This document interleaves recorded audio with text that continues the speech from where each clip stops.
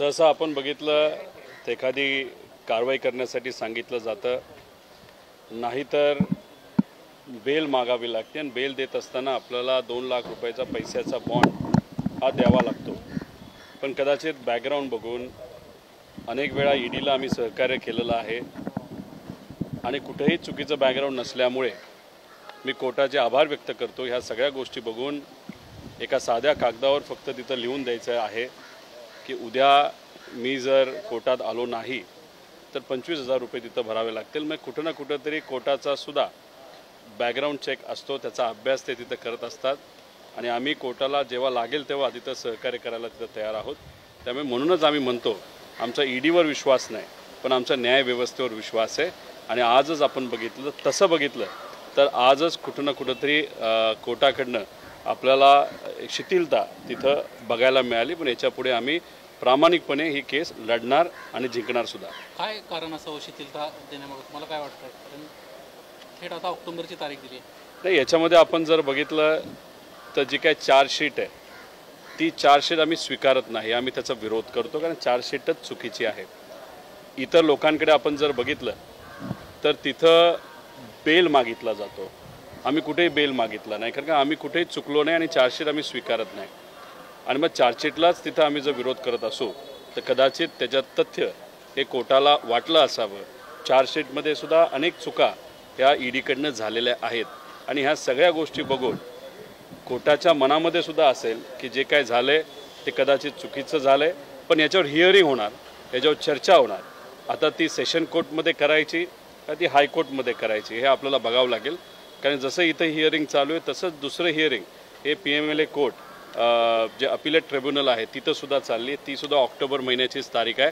तिथं सुद्धा आम्हाला रिलीफ मिळेल असा विश्वास आहे आणि इथं सुद्धा रिलीफ मिळेल आणि याच्यातून आम्ही दोषमुक्त त्या ठिकाणी झालेलो दिसेल। आणि येत्या काळामध्ये जे काय आमचं चालू आहे सरकारच्या विरोधात बोलणं हे असंच आत्तासुद्धा आणि नंतरसुद्धा तसंच चालू राहील। सरकारला चपराक मिळाली या निमित्तानं असं म्हणायचं नाही, आता मी सातत्याने हेच म्हणलेलो आहे की ईडीचे अधिकारी चुकीचे नसतात, पण ईडीच्या अधिकाऱ्यांवर राजकीय दबाव असतो आणि दबावपोटी तिथं अशा पद्धतीच्या कारवाई केल्या जात्या। आज तिथं मी जेव्हा बसलो होतो माझ्याबरोबर रेवती 3 तास तिथं होते आणि तिथं जर आपण सगळ्या केसेस बघितल्या तर सगळ्या केसेस, एक केस खडसे साहेबांवर होती, एक केस भुजबळ साहेबांवर होती, एक केस अजितदादांच्या परिचयाच्या एका कंपनीवर होती आणि ह्या सगळ्या केसेस तिथं ज्या चालल्यात त्यातले काही जण हे सरकारबरोबर आहेत आणि काही जण सरकारच्या विरोधात आहेत। पण ह्या केसेस जेव्हा केल्या गेल्या होत्या तेव्हा हे सगळे लोक सरकारच्या विरोधात होते। पण तिथं आम्ही लढत असताना खडसे साहेब आत्ता असतील आणि आम्ही असू, आम्ही मात्र अजून तिथं सरकारच्या विरोधात आहोत आणि शेवटपर्यंत तिथं राहू। पण पुढे जेव्हा जाऊ तेव्हा खरं काय हे आपल्या समोर हे कोर्टाच्या माध्यमातून आल्याशिवाय राहणार नाही। सर, आज आप ईडी कोर्ट आए थे, क्या कुछ हुआ सुनवाई में और अगली तारीख क्या दी गई है? देखो 8 अक्टूबर की तारीख वहाँ पे मिली है। अगर आप कोर्ट में हियरिंग देखो तो जज महोदय जो है उन्होंने बहुत बारीकी से ये केस पढ़ी और जनरली अगर किसी को वहाँ पे बेल मांगनी है तो वो बेल मांगते हैं, लेकिन हमने बोला कि हम बेल नहीं मांगेंगे क्योंकि जो चार्जशीट है वही गलत है। जो ईडी ने चार्जशीट फाइल की है उसके विरोध में हम हैं। तो अभी बॉन्ड क्या होता है तो 2 लाख रुपए का बॉन्ड जनरली लोगों से मांगा जाता है, लेकिन मेरा बैकग्राउंड देखने के बाद आज तक जिस तरीके का मेरा रेपुटेशन है वो सब देखने के पास कोर्ट ने बेल का विषय था ही नहीं, बॉन्ड भी जो 2 लाख का था वो भी वेव ऑफ कर दिया और सिर्फ सादे एक पेपर पे वो लिख के लेंगे कि नेक्स्ट तारीख को 8 अक्टूबर को अगर रोहित पवार नहीं आएंगे तो 25,000 वो रुपये देंगे। मतलब कहा तो भी शिथिलता कोर्ट के माध्यम से आज हमको वहाँ पे मिली है। कोर्ट पे हमारा विश्वास है, जज पे हमारा विश्वास है। इसीलिए तो जब ये केस ईडी के पास था तब वहाँ पे राजकीय दबाव था। ईडी के अधिकारी गलत नहीं होते लेकिन उन पर राजकीय दबाव होता है। जब ये केस अभी कोर्ट में आया, कोर्ट पे हमारा विश्वास है, न्याय व्यवस्था पर विश्वास है, इसलिए 100% ये केस हम जीतेंगे ऐसे हमको विश्वास है। उसी के साथ एक केस यहाँ पे चल रहा है और दूसरा केस ट्रिब्यूनल के पास चल रहा है, ईडी के ट्रिब्यूनल। वहाँ पे भी अगर लास्ट हियरिंग देखी तो वहाँ पे ईडी के अधिकारी और वकील जो है उन पे बहुत ताशिरे वहाँ पे खींचे गए जज के माध्यम से हमारे बाजू से ईडी के खिलाफ। अभी 15 अक्टूबर के आसपास शायद या सितंबर में वो उसका हियरिंग वहाँ पे भी होगा, यहाँ पे भी होगा। दोनों जगह पे हमको रिलीफ मिलेगा, ऐसे हम सबको लगता है। ईडी की तरफ से अगर जांच के लिए आपको बुलाया जाता है तो आप जाने के लिए तैयार रहेंगे, क्योंकि कोर्ट में एग्जेम्पशन भी मांगा गया कि जब भी ईडी बुलाए तो ऐसा नहीं कि हम जाए ही करके। नहीं, 100%। अगर आप देखो तो हम तो रेडी ही है। ईडी के पास हम जब जाते थे तब पूछा था हमने कि तीसरी बार भी आऊँ क्या, लेकिन ईडी ने बोला आपकी अभी ज़रूरत नहीं है, क्योंकि उस केस में दम ही नहीं है।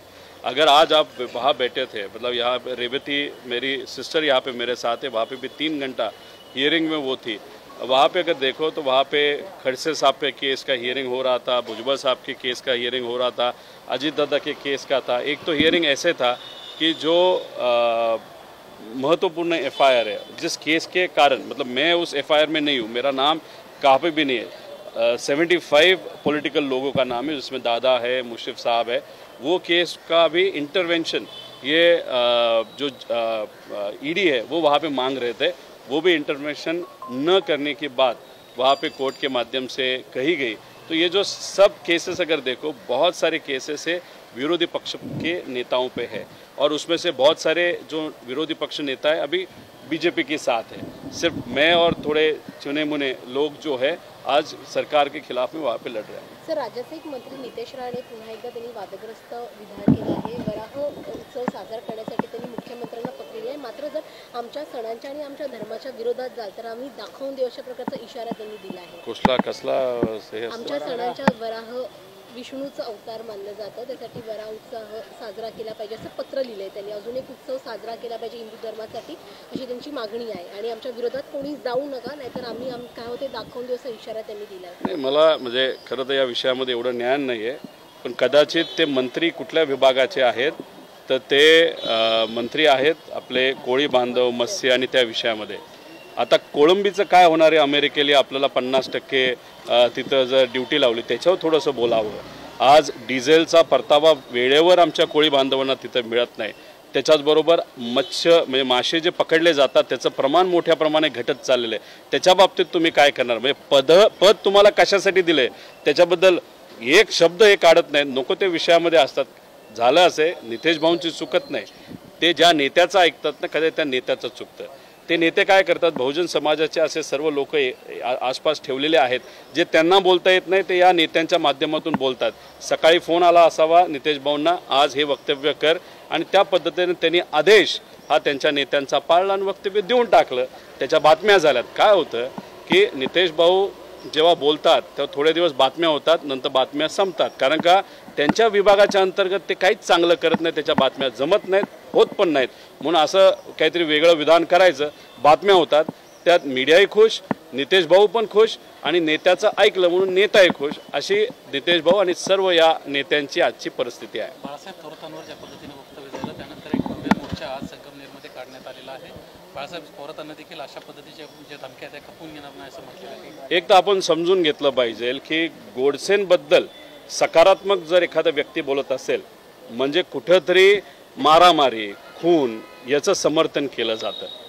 आता अध्यात्मामध्ये, भागवत संप्रदायामध्ये कुठेही तिथं अशा पद्धतीने आक्रमक बोलणं हे शिकवलं जात नाही। शांतता, एकता, बंधुभाव, सर्व समाजाला एकत्रित घेऊन माणुसकी टिकवणं हे भागवत संप्रदायामध्ये बोललं जातं।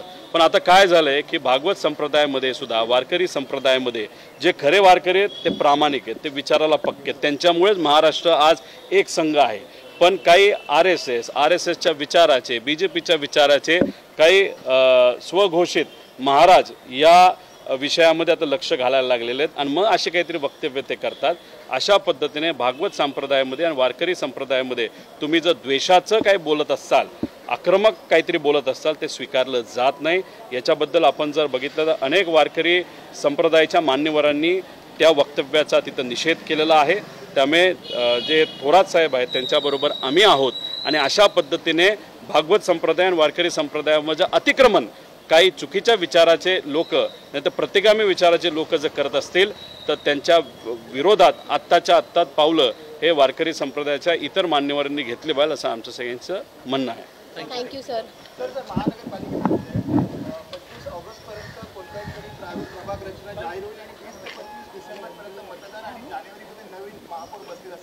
महानगरपालिका आता त्या पद्धतीचं वातावरण तरी भाजपने केलेलं आहे. भाजप वाट कशाची बघत होते तर इथं कुठंतरी एक वातावरण त्यांच्या बाजूला जावं. म्हणजे कसं मराठी विरुद्ध अमराठी केल्यामुळे भाजपला असं वाटायला लागलेलं म्हणजे जे आज सत्तेत आहेत की आता आपलं सरकार हे महानगरपालिका मुंबईमध्ये येऊ शकतं आणि त्याच्यामुळेच तिथं एक मोठा वाद मराठी आणि मराठीमध्ये त्यांनी निर्माण केला.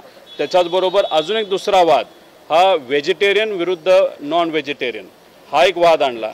त्याच्याचबरोबर कबूतर प्रेमी विरुद्ध कबुतरांच्या विरोधात असणारे लोक म्हणजे इतके वाद आता त्यांनी निर्माण केलेले आहेत. त्यांना असं वाटतं की लवकरात लवकर इलेक्शन घेतलं तर या वातावरणामधून तिथून आपण निघू आणि आपली सत्ता ही या महानगरपालिका मुंबईमध्ये येऊ शकते. पण ते विसरून गेले. आत्ताच पाऊस झाला आहे, रस्त्यावरचे लोकसुद्धा पाण्यात अडकले होते आणि मोनोरेलने हवेतून जाणारे लोकसुद्धा तिथं अडकले होते. त्यामुळे या सरकार आणि या प्रशासनाच्या आणि या सरकार म्हणजे या प्रशासनाच्या माध्यमातून हे जे सरकार काम करतं आहे त्याच्या विरोधात लोक आहेत. त्यामुळे विश्वास आहे भाजप सोडून इतर लोकांची कोणाचीही तिथं सत्ता नक्कीच येऊ शकते.